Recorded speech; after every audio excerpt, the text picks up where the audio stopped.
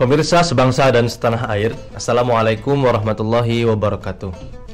Setiap malam, tepatnya setelah melaksanakan salat tarawih, Dewan Pimpinan Pusat Partai Demokrasi Indonesia Perjuangan akan menyajikan Tadarus Ramadan yang akan memperbincangkan tentang pemikiran api Islam Bung Karno. Bincang-bincang api Islam Bung Karno ini akan langsung disampaikan oleh Kiai Haji Zuhairi Misrawi, Duta Besar Republik Indonesia untuk Tunisia. Masih setia menemani kita di Tadarus Ramadan, Kiai Haji Zuhairi Misrawi. Selamat datang, Gus. Apa kabarnya? Bagaimana ibadah? Alhamdulillah. Sebuah kebanggaan karena Tadarus Ramadan api Islam Bung Karno ini itu banyak respon positif dari kaum milenial, dari penjuru Indonesia, juga para mahasiswa kita. Ya, ini menyelam sambil minum air, bahasa saya. Kalau saya juga sebenarnya sudah sering membaca buku di bawah bendera revolusi ini, dan di kantor saya ada, selalu saya baca. Tapi momen membedah pemikiran api Islam Bung Karno ini mengajak kita untuk membaca lagi pikiran-pikiran Bung Karno. Jadi menyelam sambil minum air, dan belajar terus, tidak pernah berhenti, karena bagaimanapun ilmu itu punya caranya sendiri untuk meluruskan arah pemikiran kita, terutama dalam konteks sekali lagi seperti yang selalu Bung Karno katakan kepada kita semua untuk terus memberikan dedikasi terbaiknya bagi bangsa dan negara, dedication of life, bahwa Indonesia ini adalah tanah air kita dan kita punya tanggung jawab untuk membangun Indonesia Raya ini. Jadi malam ini Tadarus Ramadan ini bagian dari bagaimana cara kita untuk terus menjaga Indonesia dan memberikan pengabdian terbaik bagi Indonesia Raya. Baik. Pada malam hari ini, Gus, kita akan membedah sosok role model Bung Karno. Bung Karno pasti punya role model. Saya kira sependek yang saya baca, Bung Karno sangat mengidolakan sosok Nabi Muhammad. Sosok Nabi Muhammad itu bagi Bung Karno merupakan manusia agung. Bagaimana, Gus? Bisa dijelaskan lebih lanjut? Ya, kalau kita membaca Al-Quran, membaca hadis Nabi, membaca sirah Nabi, biografi atau perjalanan hidup Nabi itu, maka kita akan punya kecintaan kepada Nabi Muhammad, kepada Rasulullah Sallallahu Alaihi Wasallam. Seperti yang kata Bung Karno bahwa Nabi Muhammad adalah teladan kita semua. Nabi Muhammad ini menyebut Bung Karno menyebut Nabi Muhammad dengan great man, manusia agung, sosok agung gitu. Kenapa disebut dengan sosok agung? Karena ajaran yang dibawa termasuk Al-Quran itu menjadi sumber kehidupan kita. Artinya kalau kita betul-betul meneladani Nabi Muhammad, maka kita akan mempunyai kekuatan dalam hidup ini. Nah, secara lebih khusus Bung Karno menjelaskan bagaimana Rasulullah itu lahir sebagai orang yatim piatu karena bapaknya meninggal sebelum lahir. Lalu kemudian sebagai pengembala kambing, sebagai pemuda yang berdagang, sebagai pemuda yang jujur, sebagai orang yang ketika berjuang berdakwah di Mekah mendapatkan penentangan, sehingga kemudian harus hijrah ke Madinah. Di Madinah pun juga Nabi mendapatkan tantangan, bahkan dalam skala yang lebih besar, itu yang perang. Tetapi yang menarik dari Rasulullah itu, sebagai seorang pemimpin, Rasulullah melalui perjalanan yang penuh tantangan dan terjal itu, dan bisa membangun satu peradaban, yaitu peradaban Islam, yang peradaban itu menginspirasi kita semua. Jadi kita umat Islam sebenarnya mempunyai teladan, sebagaimana Bung Karno mempunyai teladan, yaitu Nabi Muhammad SAW. Tentu Bung Karno juga punya banyak sosok-sosok penting seperti Gandhi disebutkan, Mao Zedong, ya kan, para pemimpin-pemimpin besar, Mustafa Kemal Atatürk misalnya Turki selalu disebut. Tapi Bung Karno menyatakan sosok Nabi Muhammad adalah sosok agung, the great man, itu manusia agung yang dapat kita jadikan sebagai teladan. Dan ini sejalan dengan satu ayat di dalam Al-Quran, laqad kana lakum fi rasulillahi uswatun hasanah. Sesungguhnya dalam diri Rasulullah itu dapat keteladanan yang baik. Maka bagi kita umat Islam dalam suasana Ramadan itu hendaknya kita menjadikan Rasulullah sebagai role model bagi kehidupan kita. Seorang pejuang sejati, seorang pemimpin sejati, seorang pembangun peradaban dunia. Yang Bung Karno selalu katakan, bagaimana nasib dunia ini jika tidak ada Nabi Muhammad. Jadi kita membayangkan kalau tidak ada sosok agung Nabi Muhammad, bagaimana keadaan dunia ini. Sudah bisa dibayangkan, gitu. Dan kita hadirnya Rasulullah itu dapat menjadi cermin bagi kehidupan kita. Kita bisa belajar dari Rasulullah, kita bisa meladani Rasulullah, kita bisa melanjutkan perjuangan Rasulullah. Karena perjalanan Rasulullah itu dicatat di dalam Al-Quran. Ya, di dalam Al-Quran itu kan wahyu-wahyu yang menemani perjalanan hidup Rasulullah. Baik itu wahyu yang turun di Mekah maupun wahyu yang turun di Madinah. Nah, lalu kemudian bagaimana ketika Isra dan Mi'raj misalnya, itu kita bisa banyak belajar dari sosok agung dari Rasulullah. Maka dalam setiap peringatan, memang kita termasuk bangsa yang merayakan Maulid Nabi, yaitu kelahiran dari Nabi besar Muhammad SAW. Nah, orang mungkin bertanya bagaimana hukumnya. Ada yang mengatakan hukumnya itu tidak boleh untuk merayakan Maulid Nabi, gitu. Tapi Bung Karno dan kita semua umat Islam Indonesia sebagian besar merayakan Maulid Nabi, terutama kalangan Nahdlatul Ulama dan Bung Karno. Kita sebagai bangsa merayakan Maulid Nabi. Untuk apa sebenarnya? Terlepas dari perdebatan hukumnya boleh tidak boleh, halal atau haram, tetapi kita meyakini bahwa merayakan kelahiran Rasulullah itu adalah dalam rangka meneladani Rasulullah. Jadi kalau kita setiap tahun merayakan Maulid Nabi, kita punya kesempatan untuk meneladani Rasulullah. Maka kalau kita mengetahui syair-syair Barzanji atau Burda gitu, itu kan kita bisa mengetahui betapa agungnya sosok Rasulullah itu, dan dapat menjadikan contoh dan teladan bagi kita. Itu yang sebenarnya Bung Karno ingin kita umat Islam betul-betul meneladani Rasulullah itu sendiri. Nah, Bung Karno juga menyadari dan juga menyebutkan bahwa ajaran Rasul ini, Gus, atau ajaran Islam, ajaran Nabi Muhammad merupakan ajaran yang relevan karena diturunkan sudah lama sekali, 1400 tahun yang lalu, tapi masih relevan hingga saat ini. Kemudian juga relevan di setiap tempat. Nah, itu bagaimana, Gus?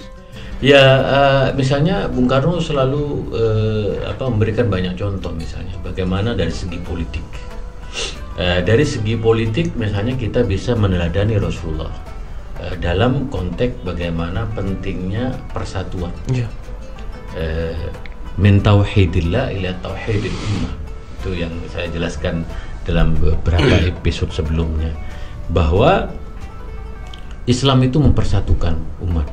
Dan Rasulullah memberikan contoh ketika hijrah dari Mekah ke Madinah, itu kan Rasulullah mempersatukan antara kaum muhajirin, mereka yang ikut hijrah dengan Rasulullah dari Mekah, dengan kaum Ansor, yaitu pengikut Nabi yang asli Madinah. Itu kan tidak mudah, egoisme. Betul. Kami adalah yang berhak karena kami yang hijrah bersama Nabi dari Mekah. Ya. Tetapi Rasulullah mampu mempersatukan antara kaum muhajirin dan Ansor itu. Dan itu dalam konsep politik persatuan. Persatuan itu penting di antara seluruh warga, terutama komunitas. Umat Islam kita ini adalah umat yang selalu diajak oleh Rasulullah, diserukan, diajak untuk bersatu. Makanya tauhidullah, mengesahkan Tuhan, itu sesungguhnya juga tauhidul ummah, mempersatukan umat gitu dalam konsepsi persatuan itu. Jadi Rasulullah mempersatukan antara muhajirin dan ansor itu. Dan yang kedua yang dilakukan Rasulullah tergantung persatuan itu adalah persatuan di antara umat agama-agama. Piagam Madinah itu. Piagam Madinah itu menjadi dokumen penting sekali lagi dalam konteks bagaimana tidak mungkin sebuah negara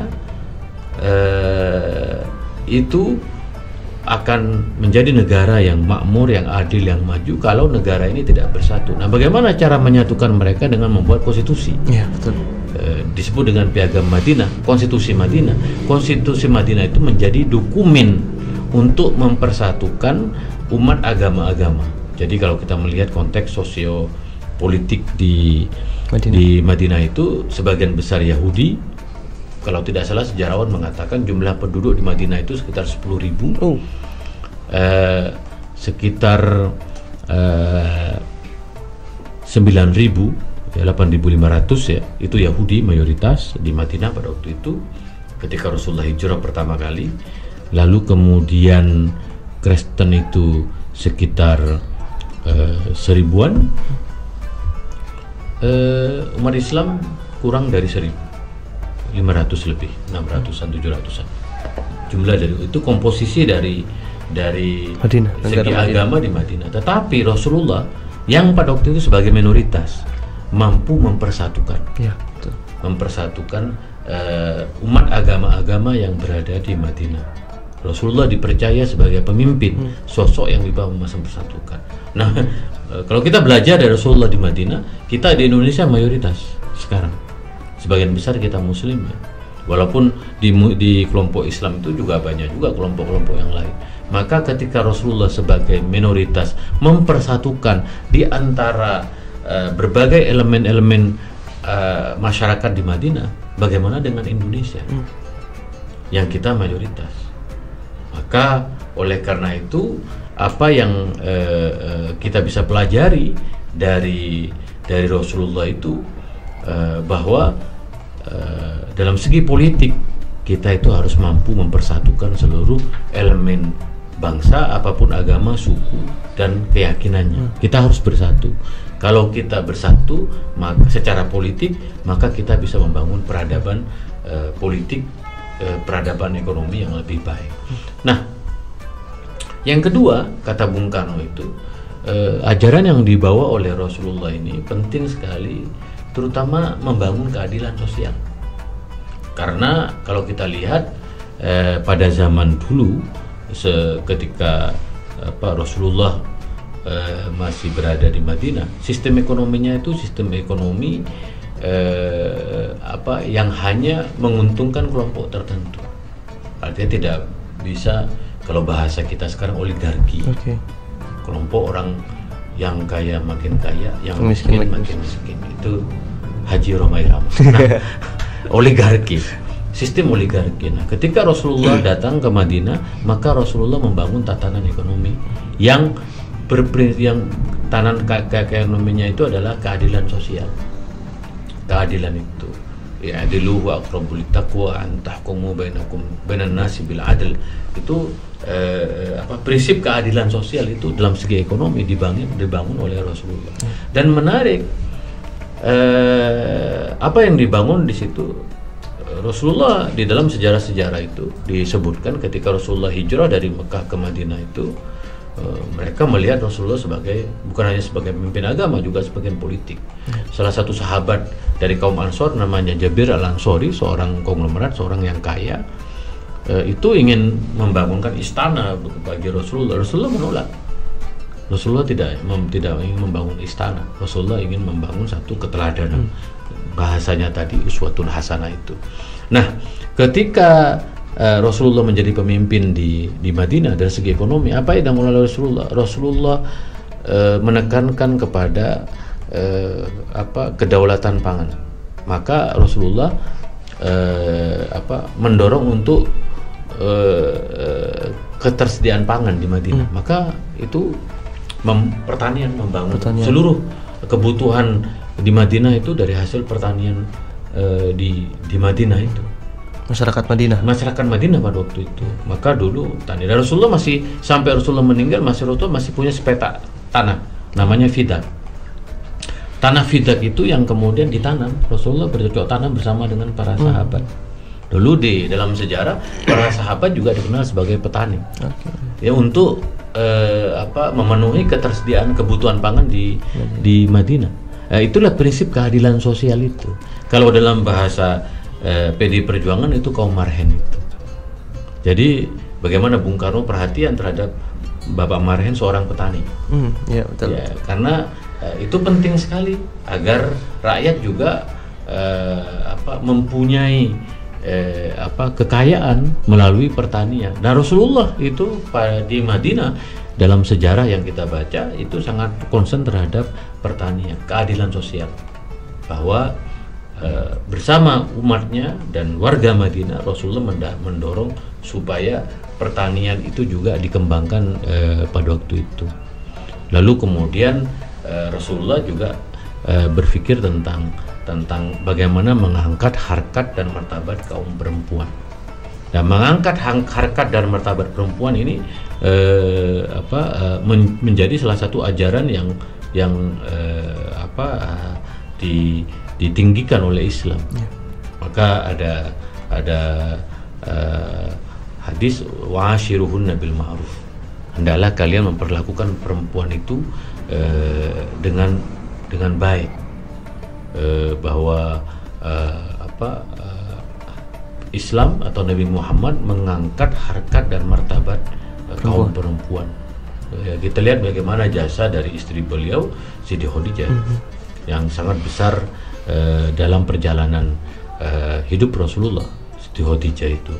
Lalu kemudian ketika Siti Khadijah meninggal, maka disebut dengan Amul Huzan, yaitu tahun kesedihan itu, yaitu karena itu jasa Siti Khadijah dalam perjalanan hidup Rasulullah. Dan bagaimana kemudian kita melihat bagaimana kaum perempuan juga ikut dalam perang, ya kan? Bagaimana kaum perempuan juga ikut dalam pendidikan, dalam membangun Madinah pada waktu itu. Jadi sekali lagi banyak hal yang bisa dipelajari. Tetapi kalau kita dalam konteks Madinah, dalam konteks politik, Piagam Madinah itu adalah satu pencapaian yang sangat luar biasa untuk umat Islam itu punya kesadaran konstitusionalisme, bahwa konstitusi itu konsensus, ya, kesepakatan itu sebagai bangsa itu penting melalui konstitusi. Maka di dalam konstitusi Madinah itu, di pembukaan itu, di dalam pembukaan itu menarik sekali kalau kita baca Piagam Madinah, karena saya meneliti tentang tema ini. Disebut atas nama Muhammad, tidak disebut sebagai atas nama Nabi dan Rasul, tapi atas nama Muhammad. Atas nama Muhammad bersama orang-orang Yahudi dan umat agama-agama lain menyatakan bahwa kami adalah satu umat, bahwa kami satu. Kata persatuan, bahwa kami satu, itu kata yang menurut saya betul-betul sangat menginspirasi kita semua, bahwa kita tidak mungkin membangun sebuah bangsa, sebuah peradaban jikalau tidak ada persatuan. Tidak ada satu kesadaran bersama sebagai sebuah bangsa bahwa kita bersama-sama, satu nusa, satu bangsa, satu bahasa, bersama-sama membangun negara yang adiluhung, negara paripurna, negara Pancasila. Jadi kalau kita membaca Al-Quran, membaca hadis, membaca biografi Nabi, banyak sekali yang bisa kita pelajari. Dan yang lebih penting, kata Bung Karno, ajaran Nabi Muhammad itu adalah ajaran yang relevan untuk segala zaman. Solihun likulli zamanin wa makan, dalam bahasa Arabnya. Ajaran Islam. Kenapa ajaran Islam itu? Karena menekankan kepada spirit. Api Islam itu ajaran yang relevan.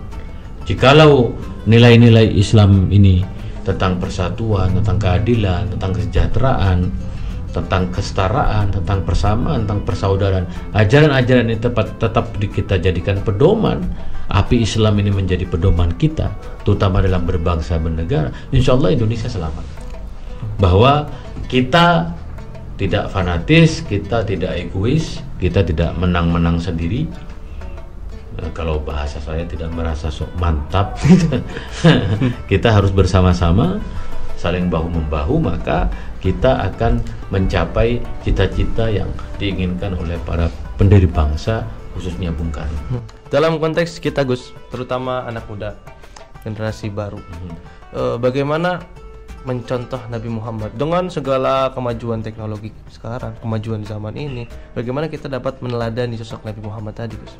Ya, saya kira kita harus membaca sejarahnya, sejarah terutama biografi Nabi, sirah Nabi. Banyak sekali buku-buku sirah Nabi. Buku sirah Nabi yang populer, Hasanain, Muhammad Hasanain,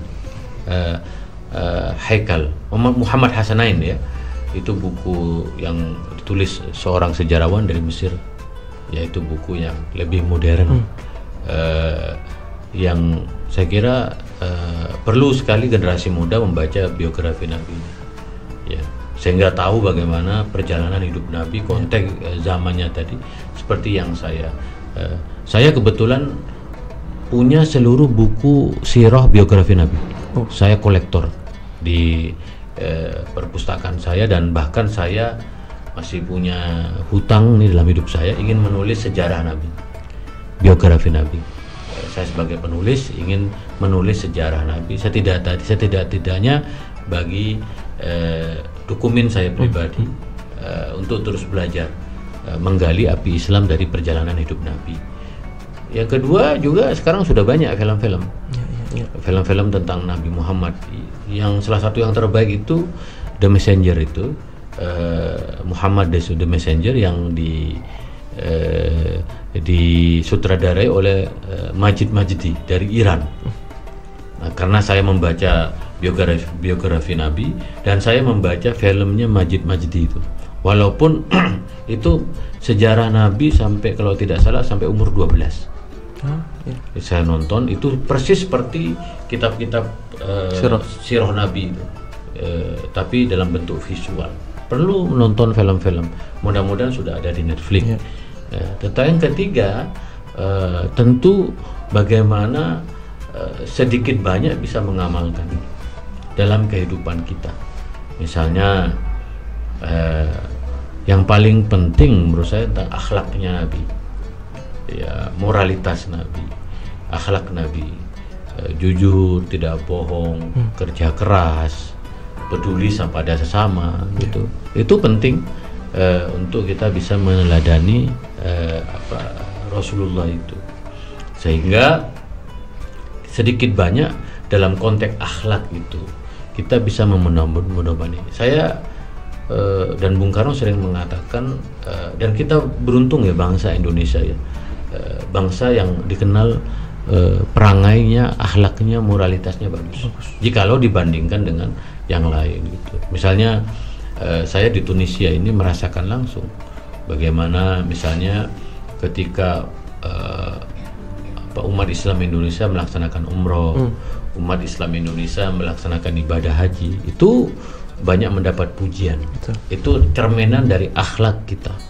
Maka pendidikan akhlak yang ada sejak dari taman kanak-kanak, sejak dari di sekolah-sekolah madrasah atau sekolah dasar kita, atau di pesantren-pesantren, itu betul-betul dapat membangun kepribadian kita sebagai sebuah bangsa. Ya, bahwa kita sebagai bangsa yang berakhlak. Bangsa yang berakhlak itu adalah bangsa yang mampu menyadari bahwa kita manusia, kita hamba Allah. Kata Bung Karno adalah hamba yang dhaif. Karena kita hamba yang dhaif, maka kita harus bergandengan dengan hamba-hamba yang lain. Tidak boleh jalan sendiri-sendiri, tidak boleh selfish. Selfish itu merasa bahwa saya yang paling benar, saya yang paling baik, orang lain salah, orang lain bodoh gitu. Nah, kita harus bersama-sama. Jadi kebersamaan itu dalam konteks moralitas, dan kita sudah teruji. Pancasila itu adalah, menurut saya itu adalah juga cerminan dari akhlak kita sebagai sebuah bangsa. Kita beriman, tapi kita menjunjung tinggi kemanusiaan, kita mendorong kepada persatuan, kita terus selalu punya cara untuk bermusyawarah dengan yang lain, dan tujuan kita tahu apa dalam berbangsa ini adalah mewujudkan keadilan sosial bagi seluruh rakyat Indonesia. Inilah akhlak kita dalam berbangsa, dan saya kira dalam konteks akhlak ini ada salah satu pepatah itu mengatakan hanya bangsa yang besar, hanya bangsa yang berakhlaklah bangsa yang akan mempunyai ketinggian derajatnya, keagungan derajatnya. Sebaliknya, kalau akhlaknya itu hancur rapuh, maka bangsa itu juga akan mengalami kejatuhan dan kerapuhannya. Nah, oleh karena itu sekali lagi dalam konteks bagaimana meneladani Rasulullah itu, kita bisa meneladani akhlaknya. Akhlak Rasulullah itu, innama bu'istu liutamima makarimal akhlak, bahwa sungguhnya aku diutus ke muka bumi ini tidak lain dan tidak bukan untuk bagaimana menyempurnakan akhlak. Maka sekali lagi dalam suasana Ramadan ini, dalam menggali api Islam, maka kita harus mengedepankan akhlak dalam segala hal, sehingga dengan akhlak inilah kemudian kita dapat memanusiakan manusia. Kita dapat menghormati manusia, memuliakan manusia yang lain, dan selebihnya bersama-sama untuk membangun Indonesia menjadi negeri yang gemaripaloh jinawi, baldatun thayyibatun wa rabbun ghafur. Baik, terima kasih banyak Gusmis atas penjelasannya. Semoga kita dapat mengambil semangat juang Bung Karno yang selalu belajar dari sosok Nabi Muhammad SAW, sehingga di bulan Ramadan ini kita bisa lebih mengenal sosok Nabi Muhammad, lebih bisa mengambil akhlak karimahnya Nabi, kemudian juga pada akhirnya bisa lebih mencintai Nabi Muhammad SAW. Terima kasih banyak pemirsa yang telah menyaksikan episode kali ini. Semoga kita bisa berjumpa pada episode selanjutnya. Wassalamualaikum warahmatullahi wabarakatuh. Salam Pancasila. Salam Pancasila. Merdeka. Merdeka.